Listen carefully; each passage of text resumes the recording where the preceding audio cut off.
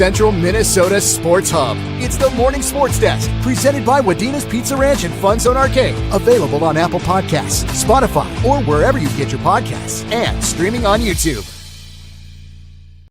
It is the Morning Sports Desk on a Wednesday, the 23rd of April. I'm CJ Baumgartner, Corey Tackman over there. This is the Morning Sports Desk powered by Pizza Ranch and FunZone Arcade in Wadena.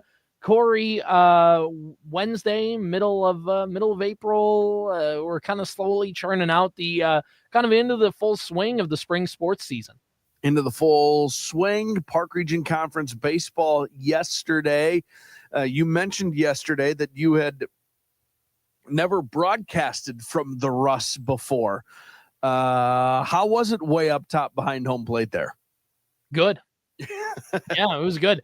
The one thing I appreciate is that they have the stair steps up to the loft. So that is mucho appreciated for somebody as uncoordinated as myself trying to get all the broadcast gear up there. But so that helped a lot. Yeah, no, great setting, good view. Of course, it's always a good way to watch baseball there in New York Mills. And we got treated to a good one between Wadena Deer Creek and New York Mills from Russ Jacobson Field in Mills. And by the way, this was game one of a 2-game doubleheader for New York Mills. They played Wadena Deer Creek at 3:30, and then following that game, they ended up playing Frazee in that one. And just talking with Coach Geiser, just kind of, it's that point in the year where everybody, for lack of a better term, panics and tries to get all the games in, so that way they're sitting in a good spot to end the regular season.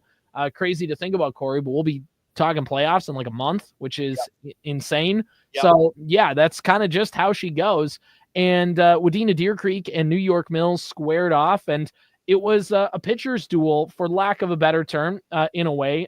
It was a 4-0 victory for New York Mills, and maybe pitcher's duel maybe it's not the best descriptor of the game, but both pitchers went the full game for each side. Wadena Deer Creek threw Ben Krecklau out on the mound, and for New York Mills, they sent out Isaac Kaluski. So they both got out there. They both were right on their games to start things out. I think through the first 2 innings, Ben Krecklau was perfect, didn't allow a hit, combining, of course, on the no-hitter, the 7-inning complete game no-hitter he threw last week, went 9 innings without allowing a hit. And then in that bottom of the 3rd inning, New York Mills was able to string some things together, a couple walks, got runners on first and second, and then all of a sudden, believe it was for New York Mills, Blake Unger ripping a ball through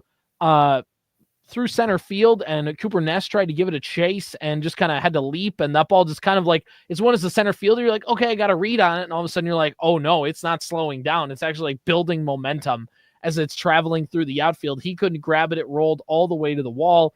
2 runs ended up coming around to score on that one, and that's what ended up helping things out for New York Mills in that one. And then follow it up with an RBI single by Braxton Enert, got it to a 3-0 game for New York Mills at the time. They were able to plate another run in the 5th on another RBI by Blake Unger, who finished the game with 3 RBIs on the day for New York Mills. And then also Finn Roeder had a double that he just crushed off the bat, that just basically hopped, kind of like short hopped the wall of the fence in deep left center field, right where that 355 sign is out there. If you know where that is, Corey, like right underneath there, the ball just kind of skipped right at the fence. So, safe to say he put a good charge into that one. And it was for New York Mills. They were able to cruise onto that for the win. But that being said, it made like, was Wadena Deer Creek, could they just not get anything going with the bats? Yes and no. So on the Wadena Deer Creek side of things, they got base runners in every inning. And in fact, they got runners on second base in every single inning in this game. They just couldn't quite get that big hit to get a run home to score, and that's what's going to get you. The hits in this game, there weren't a ton. It was 4-3. New York Mills out-hit Wadena Deer Creek. And talking with Coach Kyle Dykoff of the Wolverines, he said about Monday's game against Pierce, we lost 15-5, but we actually out-hit Pierce. It was just we allowed some walks that ended up costing us on the pitching side of things. And then on the hitting side, just couldn't, obviously couldn't keep up with them in that sense. So for the Wolverines, they dropped to 4-3 with that one. And for New York Mills, they got the victory. They came into that game 1-4, and of course, beating Wadena Deer Creek moved them now to 2-4 on the campaign. But then they had a matchup against Frazee that we did not cover on the airwaves, but still, New York Mills kind of played. The Frazee team was warming up, watching kind of things happen as that game was ending.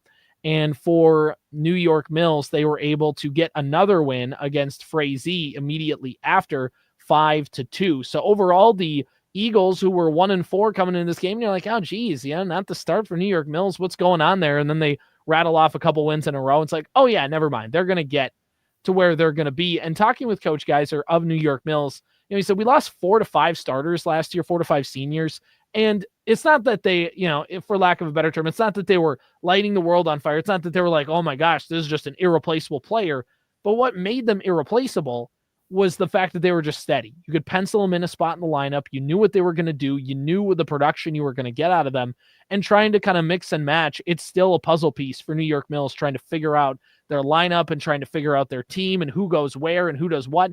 Eagles committed 4 errors in the game, but Kaluski did a good job on the mound to be able to pitch around those and pitch around the base runners. And that was just kind of the game. So it was a little, it doesn't necessarily come off as this big dominant win for New York Mills, but they certainly played well. They certainly got the timely hitting, and both teams had good pitchers on the mound. So that's kind of the breakdown of that game. We got another one coming up on Friday in softball with Wadena Deer Creek at Staples Motley, 4:15 pregame, 4:30 first pitch on the Superstation, K106, WDenaRadio.com, Superstation, K106 mobile app. Kyle Gelsine on the call for that one. Corey, any thoughts, comments, otherwise? Nope. There we go. Baseball season is here. We are in the full swing. It was a beautiful day for baseball yesterday. About like 60 degrees at first pitch, or like 59, somewhere around there. The sun poked out. It was overall a really good day for some ball at the old yard in New York Mills. Corey, just as it's always a good day to play a little ball in the yard, it's always a good day to eat some pizza at the Pizza Ranch and FunZone Arcade in Wadena. It sure is. And on a day like today, not only the pizza, but the loaded cheesy ranch sticks at the Pizza Ranch and FunZone Arcade. Try them, get double points. You can get those cheesy ranch sticks with 1 or 2 toppings. And if you don't know what they are, I mean, what are you doing? If you don't know what the cheesy ranch sticks are, you haven't been to Pizza Ranch, I guess they're so good. Is basically the point of this. You get them in the buffet. You can order them for takeout. An unbelievable appetizer to enjoy while scoring double points today, the 23rd of April, with those cheesy ranch sticks at the Pizza Ranch and FunZone Arcade in Wadena. We saw Zach yesterday, and he goes, I told you about that new Star Wars game, right? We were like, oh, yeah, we've talked about it. And the new Star Wars game in the FunZone Arcade. You're going to want to check it out. Pizza Ranch and FunZone Arcade in Wadena. All right, Corey, we mentioned it was a very boomer bust night for Minnesota sports last night. And then we also kind of said, but it could also just be somewhere in the middle. And it kind of was. Minnesota sports win 2-1 last night, with the Minnesota Twins getting a victory over the Chicago White Sox, the Minnesota Wild getting a 5-2 victory over the Vegas Golden Knights, and to even the series at 1 apiece, and the Timberwolves having, I think, what could easily be their worst offensive game in the last 2 years, because they scored 85 points, which is the lowest that they've had since the 2022-23 season. So the last 2 years, they've not scored that low. We're going to talk about all that. First, let's kind of go in chronological order here. Let's break things down. Let's talk about the Minnesota Twins. I mentioned it was going to be kind of an ugly win yesterday. Don't be surprised if it's just like, oh, yeah, whatever. Like, they won, but didn't inspire a lot of confidence. The Twins were able to win 4-2. Twins were up 2-1 in the bottom of the 8th inning. A 2-run tape measure shot by Trevor Larnach was able to pad the lead, and then Joan Duran ran into some trouble in the 9th, couldn't find the strike zone, got the bases full. A run came in on an RBI ground out, runners on second and third, 2 out, Twins up by 2. Andrew Benintendi 0 for 9 in his career against Joan Duran with, I think they said 5 strikeouts or something like that, 6 strikeouts. This time Benintendi laced one to the gap in right center field. And for maybe about 25 of the starting center fielders in Major League Baseball, that's a double. And the game is tied, and here we go again. But not Corey when you have Byron Buxton in center field, who makes a leaping catch. And with the ground he was able to cover from where he was standing to where he was catching that ball in front of the warning track at what used to be the out-of-town scoreboard in straightaway center field, makes the catch, and the Twins come away with the win. And you kind of forget all that. And I get the situation the Twins were in. Obviously, the win, whatever. But it's fun to see Byron Buxton make diving catches.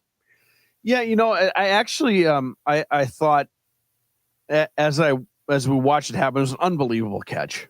And he went a long ways for it. It felt like maybe a little the dive was halfway unnecessary, but he did, and it was kind of like this circus catch. And then the camera or on the replay, panned back to Duran, who threw both of his hands up in the air, and the relief in his body and on his face when Buxton made that catch, because that boy was straight up aboard the struggle bus.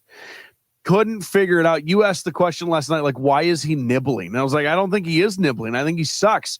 I don't think he's not trying to nibble. The catcher's not moving. The catcher's lining up straight behind home plate, and every pitch is just missing. And it was just weird. I actually had a moment of optimism for the Twins a little bit. Maybe they just needed, maybe that was the little spark plug.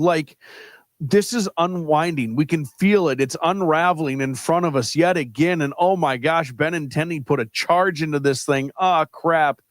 And then Buxton soars through the air like Superman. And it was just we don't need to nibble. We don't need to nitpick. We are a team full of really good players where if we just execute, we're good enough to win on our own. We don't have to be perfect to win. We can be less than perfect and still win because of who our players are. I don't know. I that was one of, when I saw the relief on Duran's face, my immediate thought after that was wouldn't that be cool if that was the thing? Sometimes it's a big hit, right? You're slumping and you just need a squibber up the sideline to beat it out and be good, I'm off the schneid here now. I got my base hit, and that can start a little something. Maybe this defensive play for Buxton is enough to just be loose and play good baseball again, right. Yeah, exactly. And I think that's the optimistic thing coming out of the game is okay, cool. You got the win. Yeah, the game was ugly, but look at that play, and it kind of just can energize a fan base and can really help things out. So overall, it just is a huge win for the Twins. It's a huge win in that sense because you got back in the win column. Because if you would lose to the White Sox and that'd be 4 in a row, you're just not sitting in a good spot.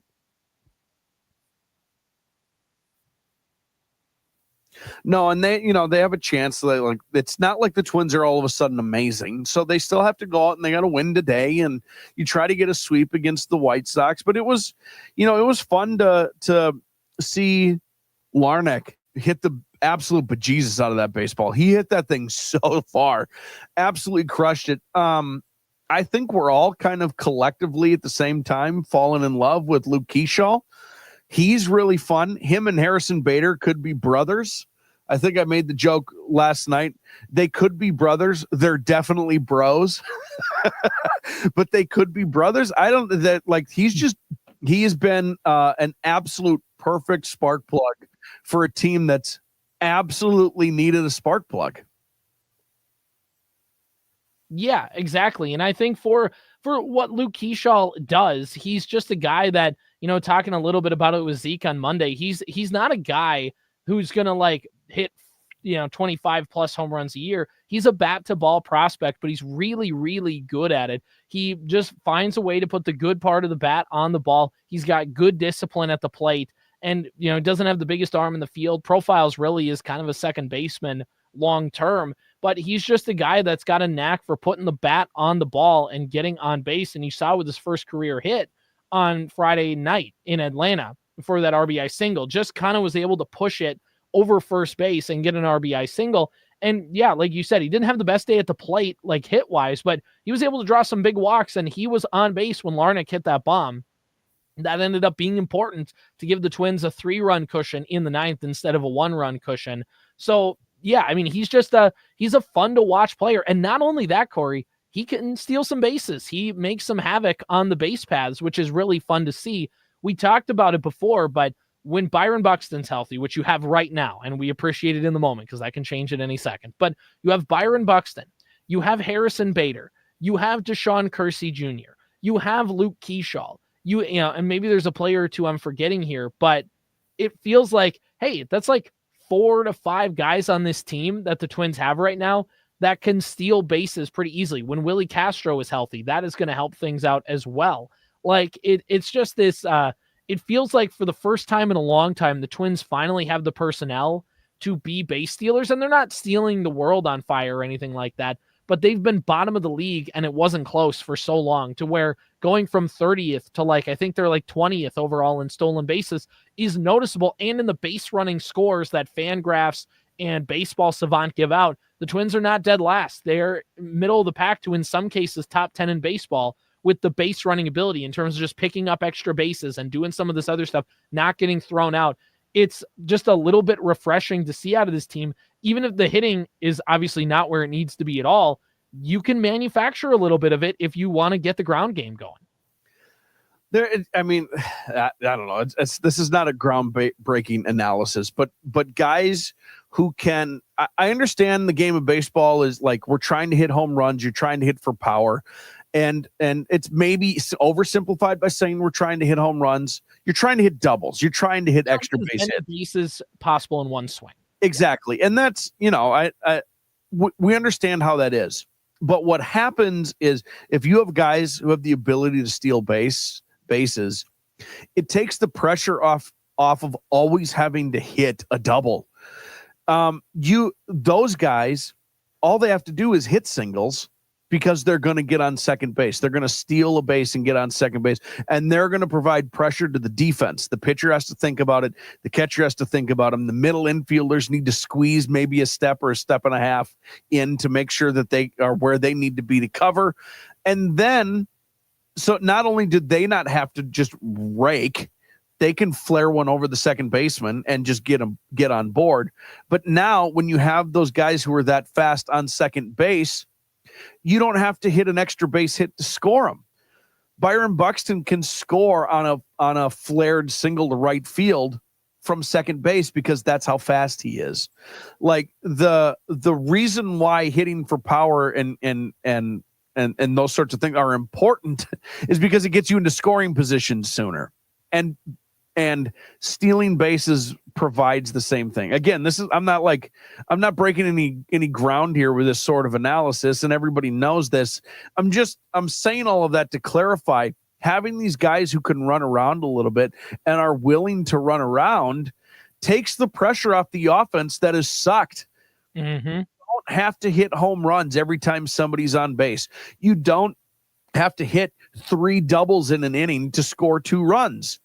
You can get a single and let that guy steal second base, and then another single can score him. Like this, it is just so helpful to have guys who can do some of those extra things and just being fast. And they're fast enough, by the way, where if you do hit a double, then Byron Buxton can score from first, because that's how fast he is. And Luke Keyshaw can score from first, and Kersey, whatever. Like, having those guys with speed is, it can be a backbreaker for defenses.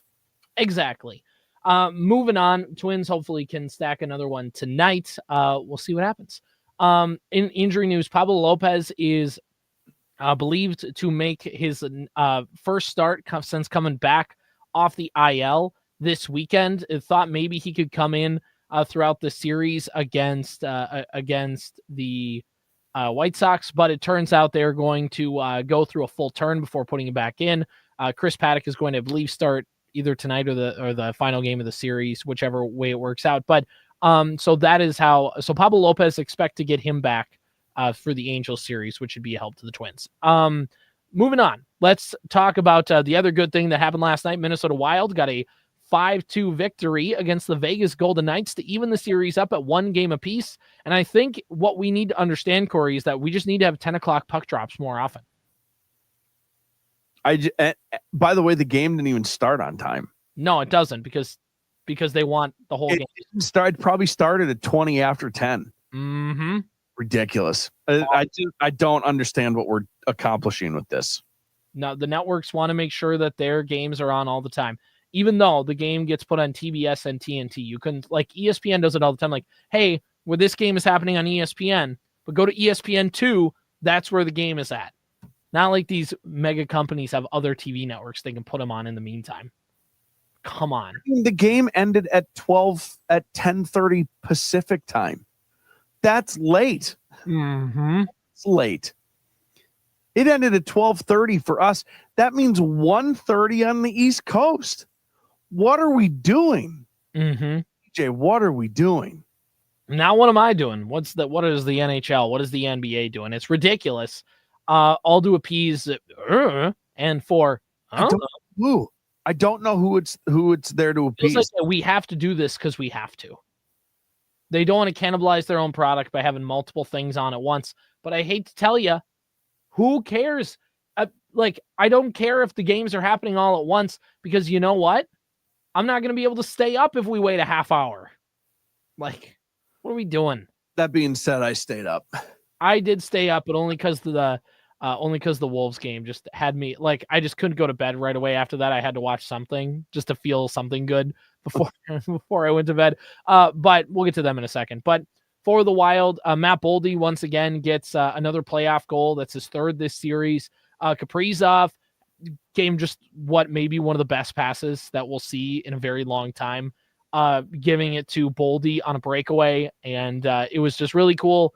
If you haven't seen the highlight, go watch the highlight. It's awesome. Kaprizov also was able to get an empty netter who was back on the far side behind the Wild's own goal and just flicked it all the way across the ice for an empty netter. Awesome. So the Wild won 5-2. The series is evened up at 1 game apiece. We go to St. Paul on Thursday night where they will play. And look, I don't will the Wild win the series? Will they not? I think most people will still guess they won't. But that was just a much needed sign of life after kind of losing late in game 1. Everyone's like, oh, here we go. The Wild are going to lose in 4 or 5, and it's going to be pretty underwhelming. And that may still be the case, but at least it's just a good shot of life into this team where it's like, okay, all right, we got a series now. Well, the West is a complete gauntlet, which we all know. But that what you said there was going to kind of lead into a question I wanted to ask. Does that win make it feel like hope springs eternal for the Wild, or was that like, is it just delaying the inevitable? Like, how find out in games 3 and 4? Well, I mean, that's the safe answer, I suppose, for sure. I just don't know. Like, I don't, from my estimation, it didn't really seem like anybody was giving the Wild a chance going into this series. Do we actually feel like there is a chance now, or was that a team? It's the playoffs, and you feel a little something different and a little more desperation. Not complete desperation. It's not a must-win game. I don't believe in saying stuff like that, but like they had a little more at stake than Vegas did in game 2. You know? Yeah, you can make that case. I think it depends on how you look at it. You can make the case of like, well, Vegas got a win, the Wild got theirs. It's hard to sweep. Like they're gonna, whatever. You could also look at it from the case of, well, the Wild, I mean, they lost by 2 goals, but one of them was an empty netter in game 1. And they were in the game until the 3rd period, and it took a pretty good goal from Vegas to kind of get ahead. And, the Wild maybe just needed a game to like accommodate to the playoffs and whatever. And now here they are. Like Boldy looked impressive in game 1. He followed it up by looking impressive in game 2. You can make the case that like the Wild didn't play as bad as maybe we thought they did in game 1. And then now it kind of showed like, okay, they came with a chip on their shoulder in game 2. And yeah, I don't know. I still feel like they don't win this series, but just at least take it to 7 games and make it kind of exciting. Like, And that's basically my baseline expectations for the Wild.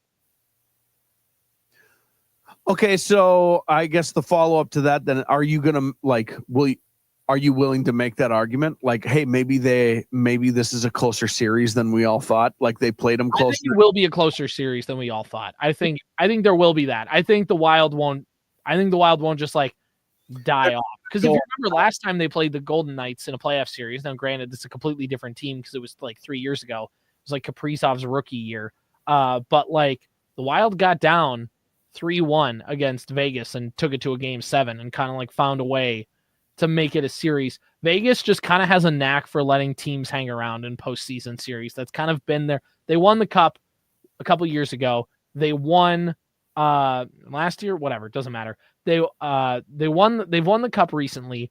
They got to the finals in their first season ever, but they've kind of been known to like choke playoff series and let teams hang around where it's like, hey, you should probably clean up this series. Why is this team that we all kind of feel like is inferior to you, like taking you to a game 6, taking you to a game 7? And I think the Wild have the possibility to at least just make the Golden Knights sweat it out.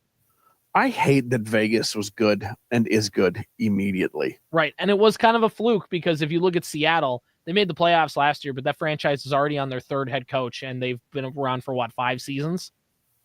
But I think even didn't they in their first year like do something kind of silly? Second year they made the playoffs. I think that was. Is that what it was? Still, for a expansion franchise is good because like forever in sports, an expansion franchise means a decade of sucking. Vegas was good instantly, really good instantly. Some of that thanks to the Wild. Thank you. Some of that, the NHL just let them have just the best expansion draft that a team has ever had. Yep. Anyway, so yeah, that's how that works. And yeah, Vegas is they're a good team to hate because they just kind of give off that entitled energy. It's Vegas, it's whatever. And yeah, again, it's hard to hate the team. Mainly just because I don't, like my level of NHL hatred. There's not a lot of teams that goes, screw you.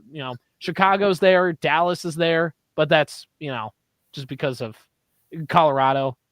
But yeah, it turns. I mean, the more teams you start to name, the more I actually like. I feel the same way as you, but then you're like Colorado. Oh yeah, I hate them. Yeah.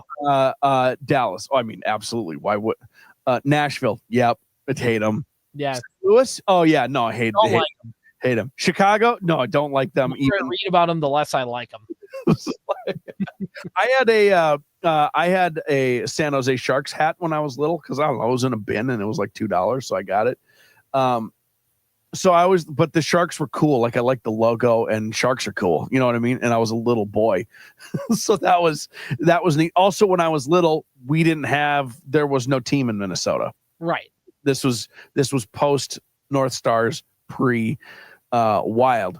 Here's the thing I will say about Vegas. My high school, black and gold, those school colors. So I have an emotional connection to that color combination. Uh-huh. And when Fleury was there and his get up as a goalie for the Golden Knights and that black, like it was borderline gaudy, and I thought it looked awesome. I hate them, by the way. I like it's a sports hate thing still. I just think they look cool. Mm-hmm. And that counts for something, right? That has to. It has to. You know what didn't look cool last night was any aspect of Game 2 at Staples Center. I know it's something called something else, but the name is stupid. Who cares? In LA, the Lakers home court, it was that was an ugly game. And I think even from the Lakers, I mean, they won the game and they're happy about that. But like, if you're a Laker fan, you can't possibly be like, all right, here we go. That was, I think both teams shot like 30% from the floor or something like that. It was, I mean, the Lakers won and didn't even score 100 points. So no, they scored, in fact, they scored less than what they scored in game 1, right? Yeah. One more point. They only scored 13 points in the fourth quarter. It was an ugly game. The Minnesota Timberwolves lose, of course. They score 85 points, which is the lowest that they've scored in 2 years. And now, again, there's a lot of things we can talk about, but let's first just talk about this. Here's a breakdown, Corey, by quarter in this game. Quarter number 1, point differential. Wolves, minus 26. Point differential quarter 2, plus 22. Quarter 3, plus 4. Quarter 4, plus 13. It sinks. And maybe that math doesn't quite work out. I don't know. But the point still stands of like they played awful in the first quarter and they were behind by 20 plus points for pretty much, for like 20 plus minutes of the game. And you just can't do that. And by the time the Wolves finally kind of maybe got something together, it just was too late. I'm gonna oversimplify things here again, just a little bit, if I may. Yeah, go for it. The Los Angeles Lakers' defensive philosophy in game number 1 was to not guard anyone. And they very wisely sat down, probably had a team meeting about it, watched some tape, maybe even practice, and decided, I think, as an organization, maybe let's guard someone in game 2. And they did. Well, and like I talked about with the Wild, maybe there's just a little more desperation in game number 2 when you're down 1-0. Well, if that's the case in hockey when you're on the road, how is it when you're the home team? You can't be the home team and go down 0-2. It's not a must-win game. I don't believe in saying game 2 of a 7-game series is a must-win. I just don't believe in that. But what I do believe is that the goal for the Timberwolves going into this series was to go into Los Angeles and steal 1 on the road. So they did that in game 1 by being as hot as the sun, or as hot as fish grease, as the announcer said at one point during that game, and not being guarded at all, to the Lakers feeling like, oh boy, that was really ugly. We got to play with a little pride here, please, and guard anyone. And they upped the ante, and the Wolves had already accomplished their goal. Like this loss is the most explainable and foreseeable and predictable loss on the plan. Of course it was harder to score in this game. The Lakers just were unbelievably more interested defensively in this game. Yeah. And I'll simplify it even further. Wolves don't put ball in hoop. That's why they lost this game. Oh, but why? Right. Like it wasn't because they were being guarded differently. Right. And now that begs the extra part of the question that I know we'll just love to talk about here. We got to talk a little bit about the reffing, because I think we've established already that's not why the Wolves lost this game. The Lakers came out ready to roll. They punched the Wolves in the face, and by the time the Wolves could recover, it was too late. I think we've established that we're not insinuating the Wolves lost because of officiating. It certainly didn't help the Wolves yesterday that Dante, Naz, Jaden, like all these guys, got into foul trouble considerably early, like early second quarter. It was like, this is going to be tough, to the point where Terrence Shannon Jr. got minutes in the game and actually played pretty well when he got in there. He was minutes rebounding, kind of going to the cup, was a very good change of pace. But we got to talk about at the very least, the reffing was not good in that game. I'm going to let you take the floor on this because I'm going to take the opposite side here, but I'm not doing it to get into it. This is a 2-man show and people have to argue.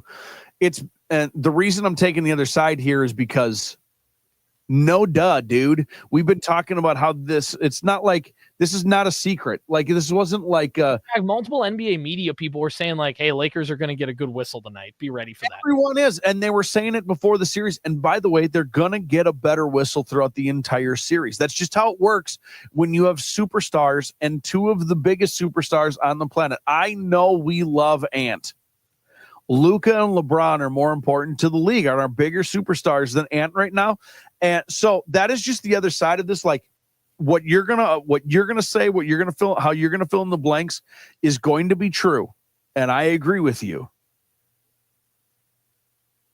We knew it was coming. Right, exactly. And you're correct on all that. Establishing that that is correct. And again, the Wolves didn't lose because of reffing. But my goodness, I think Charles Barkley before the game was they're gonna get a good whistle tonight. Jeff Teague on his podcast yesterday, or maybe it was like on Monday, it was like, get ready for Jaden to be in foul trouble today. Like, that's going to be something that's going to happen. And it did. Here's the other thing too. Rudy had a ball again. Rudy he had a great game defensively, and I want to talk about Rudy later. But Rudy got a rebound, which was like a miracle because he didn't get a rebound all night because he like put butter or grease on his hands before he decided to go onto the court. They rebounded pretty terribly. It felt like, I don't know what the numbers were. It didn't feel good. From the anecdotal eye test, the rebounding was awful. And that's something where it's like the Wolves need to win the rebounding battle considering their size advantage. And there was a lot of times where I felt like they were just standing around watching the ball and picked wrong where it was going to bounce. Anyway, but like Rudy got the ball poked out of bounds and they're like, off Rudy. And it's like, how could he, like, just from direction of the ball where it got poked out, whatever. The Finch had to use 2 challenges in the span of 16 game seconds because the officials are batted, and you don't get unlimited challenges. You only get 2 challenges per game. But the Wolves in that point, like, needed to claw back. They had a little bit of a run. If you're Finch, you like need to just use them because what's the point in the fourth quarter if you're down by 25? Like, you just needed to use them. One was on a Randall block that was all ball, like just clear as day, all ball. I think LeBron was going up for a layup. And then the other one was on a charge that they ended up rescinding against Luka. Because if you're Luka, here's how you play defense. Run into them, flop. Flop, flop, flop, flop, foul, foul, foul, foul, foul. It is insane watching Luka talk about it. And the way Luka talks to the officials is, if Anthony Edwards did the same thing, he would have been banished to Siberia by now. The way Luka can berate officials and get away with it is insane. LeBron, okay. LeBron, like, that's LeBron. I'm not gonna whatever. But there was a situation where LeBron went up for a layup, didn't get a call, and was like yelling something. And Ant, there was like video of this. Ant's like, that's a tech if that's me, by the way. He's like telling them, like, just so you know, if I were to do that to you, that's a tech on me. Like, are we clear? Like, that's what's happening here. It was not a great game. Officials, even to the point where Reggie Miller, who I think we can all agree is subpar on his color commentating ability, was like, he's like, come on, guys. Like, are we really, like, there was a point where the ball got knocked out of bounds clearly by the Lakers, and they were like, Laker ball, and they had to like have another official come in, and Finch had already used his 2 challenges by that point, where Reggie Miller's like, guys, do we really have to have a conference about this call? Like, what are we doing here tonight? Mm-hmm. And it got really chippy in the fourth quarter because they're just like like in basketball, you see like there's a 30-second stretch where there probably could have been like 4 fouls, but nobody called anything. And then all of a sudden, weirdly in the game, 30 seconds later, like players want to fight each other. Like, it's one of those kind of, it was like, guys, this was not a good game. But that all being said, we knew that. Like, we knew that coming in, but it's still tough in the moment when it felt like anything the Wolves did got penalized. And by the way, the Wolves did play sloppy in the first quarter. Some of those fouls were deserved. It's not that it was a light whistle. Like, it was not that it was just a light whistle on the Wolves. They did, like, they punched some Lakers in the face, for like lack of a better term, in that first quarter, trying to get after some stuff where it was like the Lakers are playing physical tonight. And then you watch and they're just grabbing and running. And it's like, that's fine. Like, I hear playoff whistle all the time, but then it's time. Then the Wolves do the same thing, and then it's whatever. But again, you're also you're a victim of your own success from game number 1, right? Like, the Timberwolves were very aggressive in game number 1. You telling me that wasn't a point of talk, right? Of conversation for the officials? Like, hey, you know what? Like, the Timberwolves were very aggressive, and in hindsight, we probably allowed them to be too aggressive. And like, that's an okay thing. By the way, they're allowed to have that conversation. And if I'm a Lakers fan, don't you, after game 1, think like, how can you let the Timberwolves just get away with all of this all the time? So, like, I get it. And I get wanting to rein things back and rein things in. But then don't you also have to anticipate that because it was aggressive, the other team is going to try to LeBron talked about it. LeBron and Redick both were like, we need to match the physicality they're bringing. So how, like, there's the lack of understanding sometimes gets to be a little frustrating. And I will say this, the whistle is, just because you're coming home doesn't mean the whistle's going to turn in your favor. Mm-hmm. That's not how it works. Even though refs tend to favor the home team, that still doesn't matter. Like in sports, traditionally refs favor the home team, but that doesn't mean in this situation with LeBron, with Luka, like you're not gonna get a friendly whistle. And the Wolves have never gotten friendly whistles, theoretically, if you want to look at it that way, historically. Ant doesn't have a good whistle. He gets mugged going to the cup almost. Ant's dunk, by the way, that super cool dunk he had, was it Reeves guarding him? Was literally holding his wrist on that the dunk. Was insane. Insane dunk. Insane. Too bad that's the only thing he did that night because he was closer to the free throw line than the charge circle. It was insane. It was insane. Like, here we go. Here's the moment. And then they just decided, all right, cool, we're done. He didn't like hurdle jump at it, too. It was off 2 feet with 2 hands, with Jackson Hayes hanging all over him like they were playing on the like they're trapeze artists. He's hanging on him like it's the end of Space Jam. My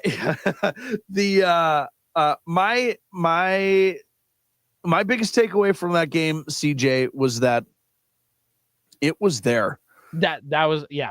For a long time, even in the second half, even when you're like, it's 11, and the way this game is going, 11 points feels like it might be a mile and a half away. But it doesn't take 11 points, does not take long. But every time the Timberwolves would bring the ball down the court from, like, let's say the midway point of the third quarter on, every time the Timberwolves would bring the ball down the court, and I would think to myself, if they get a bucket here, we might be onto something. And like, I think Reggie Miller talked about, like, throw the ball out of bounds. Like, Nas would get it in the lane and he would just go, huh, and he'd chuck it into the third row. Or somebody would poke it out from behind. Or Ant would try to lob it to someone in the corner who, like, that wing entry was being fronted damn near. And the ball would just land in Jack Black's lap. You're like, what are you doing? And then the Lakers would score the next time down the floor. I bet that happened 9 times. It happened a lot. Because even going into halftime, it was like, that was an awful first half. But, like, they're only down by 15. Like, they're only, like, and that's my biggest takeaway, too, is that, like, they lost the game, and it was ugly. It was the worst offensive game they've played in years, literally. But the defense was still good. Generally speaking, even with everybody in foul trouble, it was still right there. And here's another thing. The Lakers also shot really bad. So you could say the Wolves regressed, but Laker fans can say, oh, the Lakers shot bad and still won, whatever. But here's the other thing I think we should point out. The Lakers might not have the legs. Like, they were calling timeouts in the fourth quarter of, like, we just, like, because they weren't playing well. But it's also like, we just got to get LeBron a timeout here. We got to make sure, like, whatever. If the longer this series goes, doesn't it kind of feel like the Wolves, they're the younger team, they're the deeper team, that, like, the longer it goes, it might actually end up benefiting them in a way? This has been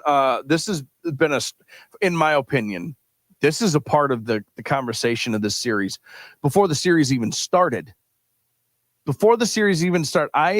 I mean, you and I have talked about this for a long time and about this series.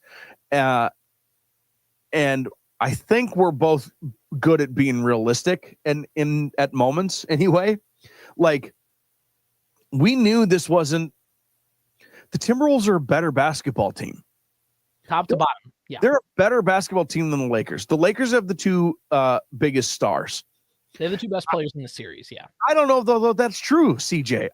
Right. Considering where LeBron is to where Ant is at their careers. Yeah. Correct. So, but they have the biggest stars, but the Timberwolves are they're a deeper, better basketball team who, if it's close, are immature, and the Lakers are probably going to win because they're just going to be more mature about their business. But, like, the Lakers play 6 guys, and they have played in 2 absolute dogfights so far. Now, the first round, they get the benefit of, I don't know, a month and a half of break between games. But yeah, absolutely 100% legs is going to be a thing. Mm-hmm. How are they going to be able to maintain? Because this next game, now the Timberwolves are going to adjust for some physicality again. and they're going to take things seriously again, which is going to be their ultimate demise. But like, they're going to take things seriously again. And like, are the Lakers going to be able to score 120 points? Yeah. Like that. I know they didn't have to last night, but that's the Timber. I blame a lot. Offensive game in 2 years. Like, this is just the Lakers don't. This is tough. This is really tough for them. Mm-hmm. And I think that comes from a reasoned point of view and not from a Timberwolves fandom. Yeah. I mean, it looks like if the Wolves can just hang on. And again, if they can, let's say, if they can just win game 3 at the Target Center and always kind of be up a game and force the Lakers to always have to feel like to scratch and claw. Even like, look at the series last year against Denver. The Wolves got up 2-0, and yeah, they lost 3 in a row. But the point was Denver had to expunge all that energy just to get back in the series. And the Wolves were able to lock in on the last 2 and win. And again, the Wolves also had to expunge that energy, and that's why they got whacked. Part of the reason why they got waxed against the Mavs. But like, this is a thing where if the Wolves can just always, win obviously mathematically, if they just keep winning the odd numbered games, once you get to game 7, you'll win it. But like, if you can just always give yourself a game buffer to be ahead of the Lakers and make them always feel like they have to scratch and claw just to get back even in this series, you're going to wear them down. I don't know if you know this, Corey, but LeBron James is 40 years old and Luka isn't known for conditioning. Like, and those are their 2 best players. And again, they're not deep. Vanderbilt is a good defensive player. But did you see him shoot the ball yesterday? It was bad. And I mean, one of the things that happened to the Wolves last year is, I'm just trying to be as fair about this as possible, is Ant was not in the shape he needed to be at the end, right? That was a thing that came up. The dude was just gassed because of... He never played that much before. He's never played that much before. There's a different level of intensity, all of those things. But again, if you're comparing these 2 teams, because that's all we can talk about right now, the Timberwolves are still, they're a deeper team. Like, Ant can be allowed to be a little more gassed because the Timberwolves team is going to allow him to get a breather. They're just deeper. They can run in Terrence Shannon and just be a spark plug for 120 seconds. And then that can lead up to a media timeout. And then Ant can sit for 10 whole minutes and only miss 2 minutes of game time or 60 seconds of game time because it runs into a media timeout. And then he's right back in. The Lakers have to like it's LeBron and Reeves have to take up huge chunks, and then they come out, and then Luka has to do it all by himself for a chunk. They have to just like block out these moments for their guys, and that's just tough. It means they're all going to be more gassed when it comes down to it. Right, exactly. There's one last thing I want to talk about, and then we'll be done and we'll move on here. I've seen this posted. Here's the thing, Corey. Do you want to be a basketball account on Twitter, X, or whatever? Do you want to be one of those aggregators? Here's what you have to do to be successful. Find a clip where Rudy Gobert gives up a basket and then just post it a million times and say, oh, this is the defensive player of the year. Oh, he's so overrated. And then you'll get about 5,000 likes because I've seen it happen by about 5 different accounts. It's insane. And I get it. Rudy's on my team. I'm biased. I got to defend the guy. Rudy was awful on offense. I've said that already. He was awful. He couldn't grab a basketball, and it was so frustrating because, like you said, anytime Nas would do it, it felt like Rudy Gobert was playing like volleyball and just trying to spike it to, I don't know, Jack Nicholson in the court side or something. I don't know. Like, it was really bad from that part. Defensively, though, player. Yeah. Defensively, though, he was their best player defensively yesterday. Do you know how many times Luka, like, they almost let the Wolves back into the game because Luka made a point to keep getting switched on to Gobert. And yeah, Luka got his because he's Luka. He's one of the best, if not the best scorer in the NBA. Like, I think that's fair. Like, he's going to get his. People who watch basketball a lot know that. Sometimes a guy just makes a good play and you play good defense. But watch the clips that everybody's cooking Rudy Gobert on social media today and ask yourself, what could he have done differently without fouling? What could he have done differently? He didn't. Luka made a great play. Cool. I think it says more that Luka's a good scorer than it is Rudy's an overrated defender. The fact that Rudy keeps getting matched up on Luka and LeBron and was actually really good, like a plus 20-some net rating defender guarding those two guys. But he gives up a basket because that happens in the game of basketball. And we all have to have this conversation every year about how overrated or underrated Rudy Gobert is. I'm not saying Rudy Gobert is like the best defender of all time or yada, yada, yada. What I am trying to say is like, clearly we can see an agenda forming on basketball social media by people who only watch highlights and don't watch the game, because Rudy was part of the reason why the Wolves were able to keep it close last night on the defensive end. Yeah, the part I don't understand in the conversation, and I feel like I put Rudy in the appropriate box. He's a nice player.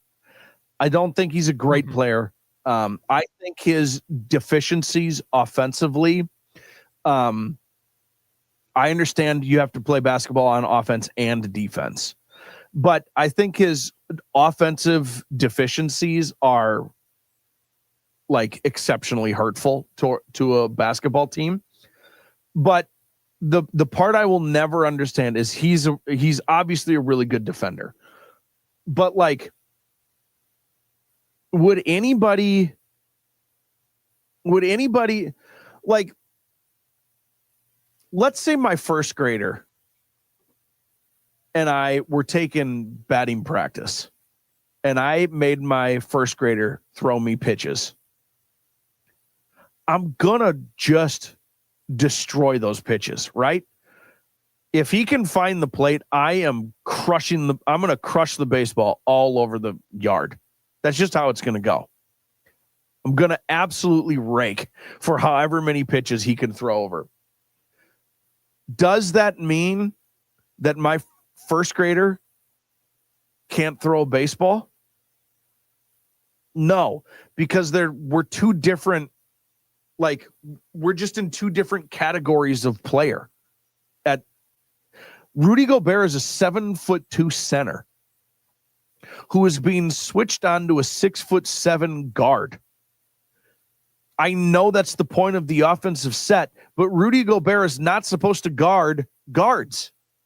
I don't understand this. Like, watching a center get cooked by a guard is like, see, that guy can't defend. That's not what that means. They're not supposed to be playing against each other. The point of the offensive set was to somehow get Rudy on Luka so Luka could take advantage of his offensive skills. There's not a guard in the league that wouldn't cook Rudy one-on-one when it comes to ball handling and playmaking. That's just how it works. But what Rudy does when he guards post players and how he can help and how he can force you in the lane on that help defense to kick to someone else, that is the benefit of this. I will never have Shaq guard Steve Nash. Who's going to win that battle? Steve Nash is going to kill Shaquille O'Neal. He's going to kill him in this one-on-one situation.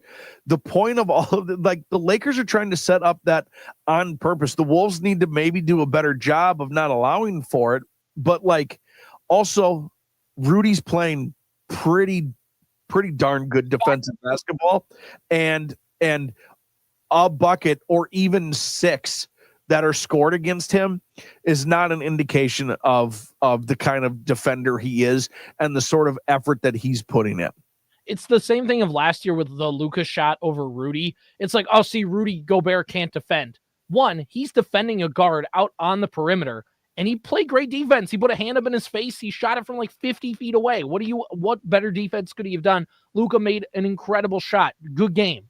On to the next one. That's not a deficiency of Rudy. The fact that the Wolves are comfortable with Rudy playing out there shows how good of a defender he is. Like, that part, again, it's like you said, that he comes out, he wins more than he loses when the Lakers put him in that situation last night. So right.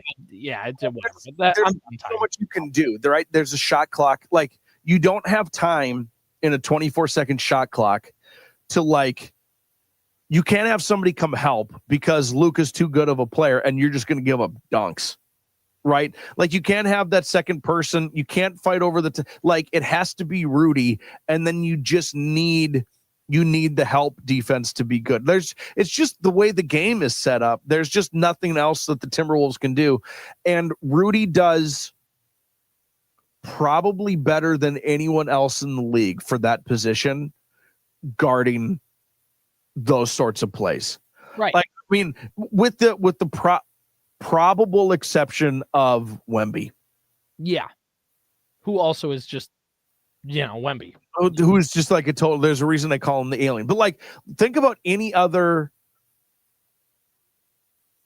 Anthony Davis probably is going to compete pretty well in those spots. Find another big. You know what I mean? Right. Mobley, probably Cleveland, is going to defend those okay. Porzingis is not for Boston. Horford might hold his own a little bit, but Horford is aged. You know what I mean? Like, I think Gobert is like, I agree with you. I have some real issues with Gobert's game. Right. He's not a perfect player. He's flawed. That I just believe in my whole heart. I would say the same thing about guys like Ricky Rubio and things like that too. It's just a fundamental disagreement in their abilities. But I will not. The slander on some of his defense is inappropriate. It's just easy to hate a player, and in the Elon Bucks you get on Twitter, it's easy to post the same 5 clips and whatever. So, but one last thing to wrap up the show here. Quickly, let's just talk about a little Vikings mock drafts and we'll get out of here. So the draft is tomorrow night. Vikings hold pick number 24. Kwesi and Kevin O'Connell spoke to the media earlier this week. Not really a huge indication on where they're going to go. Are they going to trade down? Are they going to do whatever? And so nothing certainly stood out, although my gut level feeling says they're going to stick and pick. But let's see what NFL Network's Bucky Brooks has in his mock draft for what the Vikings are going to do at pick number 24. It is them taking South Carolina safety Nick Emenwari. He can learn from Harrison Smith, says Brooks, who has been in the Vikings backfield for 13 seasons before sliding in as the next potential fixture at safety in Minnesota. The Vikings also have Theo Jackson in at that safety spot. But again, it's the Harrison Smith isn't going to be around forever. What the Vikings tried to do with Lewis Seen. Let's get a guy who can come in on that safety position, learn while he's in the building, and then, whatever. You can take kind of you can take some of the stuff off that as well. Looking at ESPN in what the ESPN NFL mock draft is on their website, they have the Vikings also taking Nick Emenwari, according to Kevin Seifert, talking again just about, Cam Bynum's gone. It's just Harrison Smith, like replacing him. How are you going to do that? Do the Vikings want to take a safety? Again, with that popping out from the Lewis Seen pick, or still, are they still scarred a little bit? That'll be the other interesting part of it. Looking at Yahoo Sports, it is the Vikings taking Walter Nolan, a defensive tackle out of Ole Miss, and talking about how the Vikings adding Jonathan Allen and Javon Hargrave are good, but the Vikings can add another body who's younger on the cheap. And again, like the Eagles they just had multiple defensive tackles because that's a rotational position. It's not like offensive linemen where you're in all game every snap. With defensive defensive interior defensive rushers, you can rotate and you're fresher and it's just easier to work with. So all of that to be said, it kind of feels like the consensus is pointing towards the Vikings either taking a defensive back, whether it's safety or corner, or a defensive tackle. It doesn't necessarily feel like interior offensive lineman is where they're going to go in the first round, or wide receiver, or, pick another linebacker, edge rusher. It really does feel like it's going to be defensive back or interior defensive tackle. Yeah. And I don't have, like a breakdown of those players that you mentioned. I just don't follow it that closely. I don't really care that much. I mostly am just interested in who they take. But I will say this as again, it's not a criticism of these players. It's not a whatever. It's just kind of an overarching idea here that I have. They picked 24th in the first round. Okay, that's the later, obviously, stages of the first round. If that safety is the best player available, then they should take him. But if anybody's thinking that the Vikings should pick a safety so they have an heir to the Harrison Smith throne, I think that's the wrong way to think about this. You don't just pick a guy because eventually you might need him. Like, there's a draft next year, and there's a free agency period next year, and there's trades you can make between now and then. Like, that is not you don't just pick a guy as an heir to the throne, except for quarterback. Quarterback's the one exception. But you don't just pick a guy as an heir to the throne. If you need a defensive tackle and there's a better, you think that defensive tackle rates higher than the safety who could maybe be your starter in a year or two, I'd pick the defensive tackle, or pick the middle linebacker, or pick the D end, or pick the corner. Pick a wide receiver. I don't care. I would rather they pick a wide receiver who rates higher than a guy who might be the guy who can maybe replace Harrison Smith in 12 to 24 months from now. I don't care about that. Now, if he's the guy, if he's the highest rated player, then absolutely take him. So again, I don't mean that, CJ, as like an indictment on those players or on those guys who are doing all the work. I've not done all the work. The reasoning there, is not, you don't take a guy because he can replace a guy eventually. That's not the smart way to do that. Exactly. It's not just like, oh, then this plugs a hole, because then you get in the position of drafting for quote unquote need, and just draft, like you said, the best player available. And the Vikings are in a position where it feels like they can do that. Take a luxury pick. There was one, Peter Schrager's mock draft had the Vikings taking, I'm blanking on his name, but the running back from North Carolina, because they're not going to do that because they already have two running backs in building. But it's like, yeah, if you do that, you're like, oh, okay. All right, cool. You want to load up on offense for JJ McCarthy. Cool. They take an offensive guard. Oh, you already have Blake Brandel at that one spot and everything else has been filled. But I get it. You want to make sure JJ McCarthy has as many offensive linemen that are good as possible and investing in that position. Fair. There's a million ways they can go. I think outside of taking a kicker, if they take Sebastian Janikowski, then we're in trouble. So that would be really dumb. And maybe this is a question, CJ, for tomorrow if we do a little deeper with a preview. But they only have 4 picks. So do they stick with the 4? Or where or how do they make the move? And maybe you don't have to answer this right now, but do they move back from 24 to get multiple second rounders? Do they move a third? I don't know. We need to do a full breakdown of what picks they have and where they're at and how they could potentially move around. But there is going to be, what's more interesting to me is to see how the Vikings kind of maneuver this draft process from Thursday through Saturday, and less about who they take. Yep. And we'll answer all that tomorrow. We've been doing this for over an hour. I kind of want to get out of here. So peace out. Peace out. We'll see you tomorrow. Powered by Wadena's Pizza Ranch and FunZone Arcade. Follow the Morning Sports Desk on Apple Podcasts, Spotify, or wherever you get your podcasts. And watch every show on YouTube.